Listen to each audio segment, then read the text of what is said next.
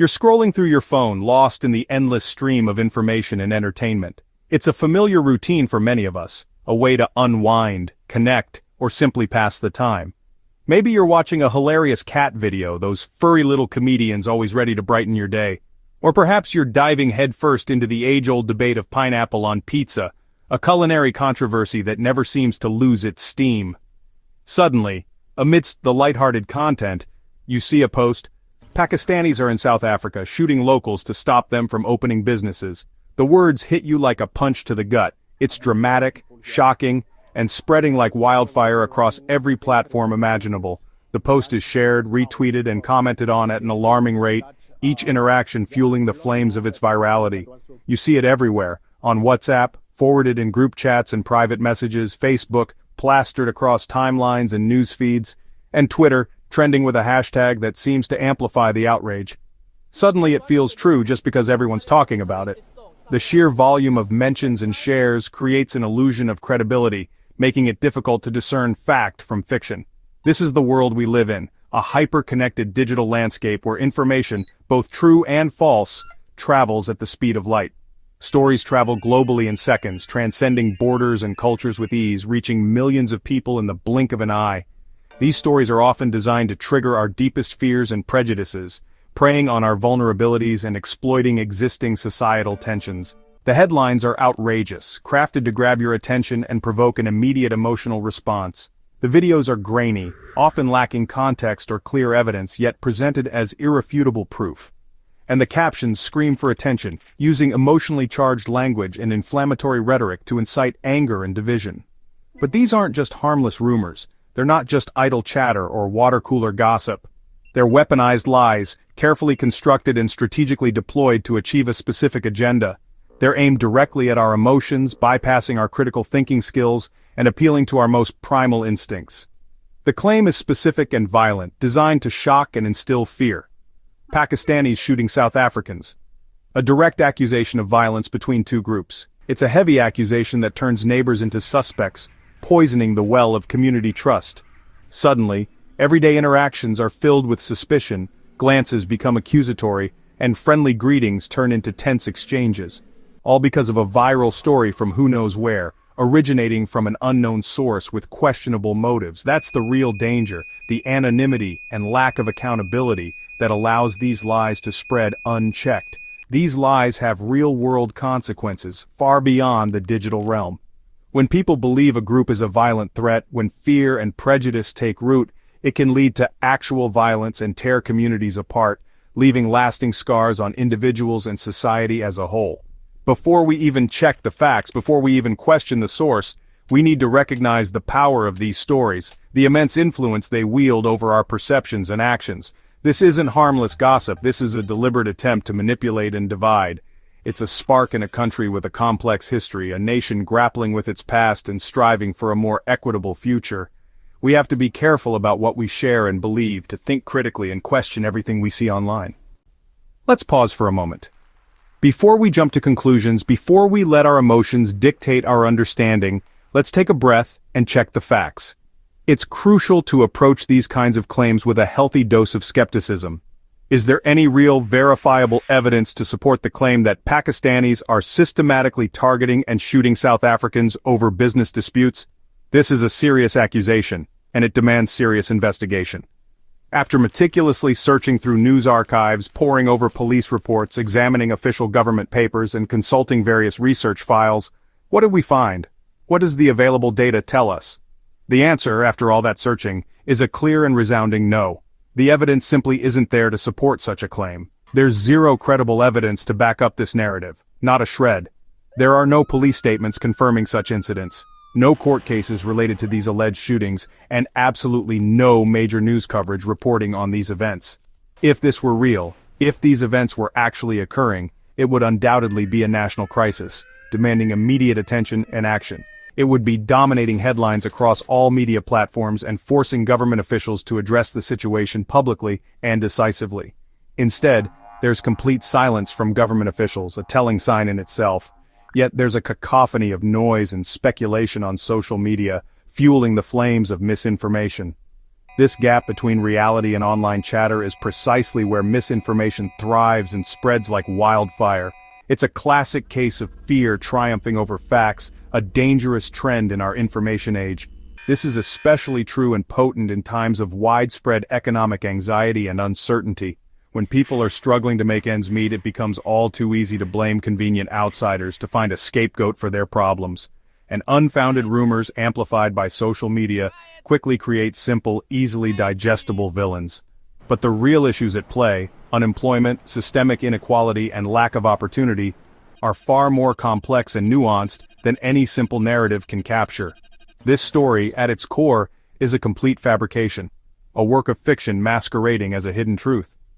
Recognizing that fundamental truth is the crucial first step towards critical thinking and responsible information consumption. Before we allow ourselves to get angry, before we impulsively share information, we need to demand proof, to ask for verifiable evidence. In this particular case, the proof simply isn't there, it's conspicuously absent. The entire story collapses under the slightest bit of scrutiny and investigation. It's nothing more than a flimsy house of cards precariously built on a foundation of fear and prejudice. So what's the real story of Pakistanis in South Africa? Most are small business owners, running spaza shops, cell phone repair stores, and retail outlets. These are family-run businesses, working long hours with slim margins, facing the same challenges as any local entrepreneur. They buy from South African wholesalers, employ local staff, and serve local customers. Competition exists, but it's not a violent ethnic war, it's normal business. The reality is cooperation, competition, and coexistence. Pakistani business owners are part of the community, building lives and contributing, not waging war. Let's zoom out and take a broader look at the landscape. The Pakistani community in South Africa is a significant presence, numbering about 200,000 strong. This isn't just a fleeting population, it's a well-rooted segment of society that has woven itself into the very fabric of the nation. They represent a vibrant thread in South Africa's diverse tapestry. These are people who've built lives, established families, and contributed to the economy and social well-being of South Africa for decades. Their contributions span across various sectors, from business and entrepreneurship to education, healthcare, and the arts. They are active participants in shaping the nation's future. They're an integral part of South Africa's multicultural fabric, adding their unique cultural heritage, traditions, and perspectives to the rich mix of ethnicities and nationalities that define the country. Their presence enriches the social landscape and fosters cross-cultural understanding. Beyond the community ties, the economic relationship between Pakistan and South Africa is formal, well-defined, and mutually beneficial. It's a partnership built on trade, investment, and collaboration across various industries. Since 1994, with the dawn of a new era in South Africa, the two countries have fostered strong diplomatic ties, marked by mutual respect, cooperation, and a shared commitment to addressing global challenges. These ties are deeply rooted in a shared history of opposition to apartheid, a system of racial segregation and discrimination that both nations vehemently condemned. This shared struggle forged a bond of solidarity that continues to shape their relationship today. The trade between Pakistan and South Africa is a significant economic driver, worth hundreds of millions of dollars each year, contributing to the prosperity of both nations. This robust trade relationship fuels economic growth and creates opportunities for businesses and individuals alike. South Africa's exports to Pakistan include key industrial resources like coal, steel, and chemicals, which are essential for Pakistan's manufacturing and infrastructure development. Conversely, Pakistan exports a range of goods to South Africa, including high-quality textiles, leather products, and precision surgical instruments, catering to diverse consumer and industrial needs. This exchange is far from a one-way street. It's a dynamic, two-way flow of goods and services that supports jobs, stimulates economic activity, and fosters mutual growth in both countries. Given this backdrop of a stable, mutually beneficial relationship, the idea that a violent campaign could exist concurrently seems utterly illogical and defies all reason. It's a jarring contradiction that demands careful scrutiny. One narrative is firmly grounded in fact, supported by evidence and reflected in official records. The other is based on rumor, speculation, and the spread of misinformation, lacking any credible foundation. So, when you encounter wild claims and sensational stories, it's crucial to remember the broader context, to consider the established realities that paint a far different picture. Remember the presence of a well-established community, deeply integrated into South African society. Remember the long history of solidarity and cooperation between the two nations, forged in the crucible of shared struggles. And remember the robust trade and economic ties that bind Pakistan and South Africa together in a mutually beneficial partnership. The verifiable facts consistently point towards cooperation, collaboration, and mutual benefit, not conflict or animosity. The rumors, on the other hand, weave a different narrative, one filled with suspicion, fear, and unsubstantiated allegations. But this alternative narrative is not the real one. It's a distorted reflection of reality, lacking the weight of evidence and the support of verifiable facts.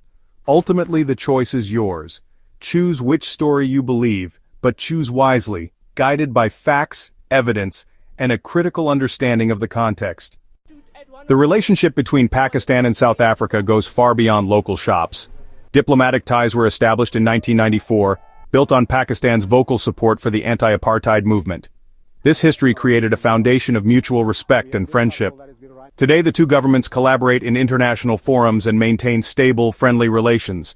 If there were real violence, both governments would respond. There's no evidence of that.